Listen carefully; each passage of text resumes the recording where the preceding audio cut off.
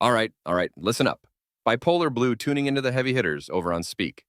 Got the playmaker, Michael Irvin, Keyshawn Johnson, Paul Pierce, talking Cowboys. Irvin's message, play like a family for Schottenheimer. Oh boy, here we go. Let's break down this dose of national perspective, or maybe national delusion. Before we get started, if this Cowboys roller coaster keeps spinning your world, if you feel the pressure, the hope, the inevitable crash, smash that like button. Let me know you're out there. And if you haven't already, subscribe and ring the bell. Join the therapy group. Okay, Irvin starts with the heartfelt stuff. Family bonded by common love for the new coach, Schottenheimer. Needs collective will. Stop the locker room drama. Parsons, Lawrence, cough, cough. Okay, Mike, I want to believe you. That sounds great. But then, Nate Newton's voice from another show, but the point stands, echoes in my head. Why would they play harder for Schottenheimer, McCarthy's guy, than they did for McCarthy himself? Keyshawn basically asks the same thing. They didn't go the extra mile before. Why now? Exactly. Irvin hopes Dak and Shotty have a bond, but Key's right. It takes the whole damn team. And Irvin himself admits the talent level isn't what it was. Collective will is great, but you need the horses too. Then the pressure talk. Paul Pierce says no pressure, no expectations, fighting the Giants to stay out of the basement in the NFC East. Keyshawn kinda agrees, yes, finally, some reality. This team ain't built like contenders right now. But then Irvin pulls it back. He says the media, people like them on that desk, will bring the pressure because they're the Cowboys. Schottenheimer will be the target for Jerry's failures. They'll be the unwanted salad at the banquet. Ha! Irvin knows the game.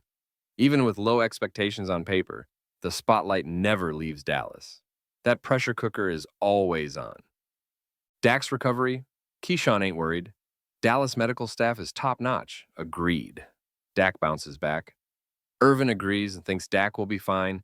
Good that he's participating to shut down off-season noise. Okay, reasonable takes. But then Paul Pierce drops the hammer. He's worried. Injuries add up. Age matters. Hamstrings are tricky. We haven't seen full speed. Yes, Paul. Thank you. That's the reality check. And Nate Newton, again, channeling his points, brings up Joe Milton. If Dak gets hurt again, or even struggles, and the kid with the cannon arm and running ability flashes something different, Keyshawn dismisses it because of Dak's contract. But performance and availability matter more than guarantees eventually. That pressure is real. Shedeur Sanders talk. Irvin loves his approach. Be yourself. Dismisses the attitude concerns, compares him to Brady. Winning matters, not emotions. Keyshawn gives the realist take on the draft visits. It's about the non-football stuff, the secretaries, the 5 Niners in the building judging character, how you fit the culture. He talks about needing allies in the room who get the player's personality. Irvin jumps back in, nailing how people judge Shedeur based on Dion without knowing either. Man, the draft process sounds like a political minefield. Love the honesty from Key and Playmaker there. Where should Shedeur land? Key likes the Raiders or Giants. Veteran QBs to learn from. Good coaches for young QBs like DeBall Chip Kelly. Paul likes the Giants. Irvin loves the Giants. Broadway Shedeur likes the Raiders. But his dream spot? Pittsburgh.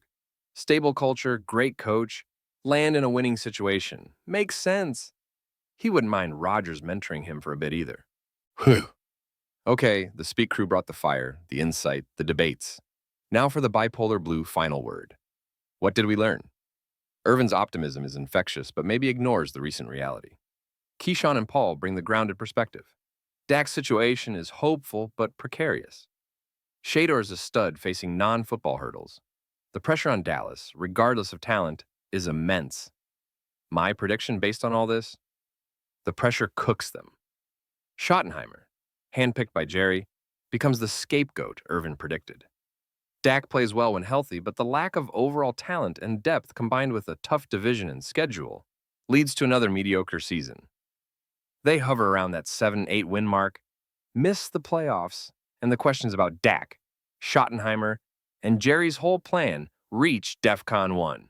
Mark it down. The pressure breaks them, again.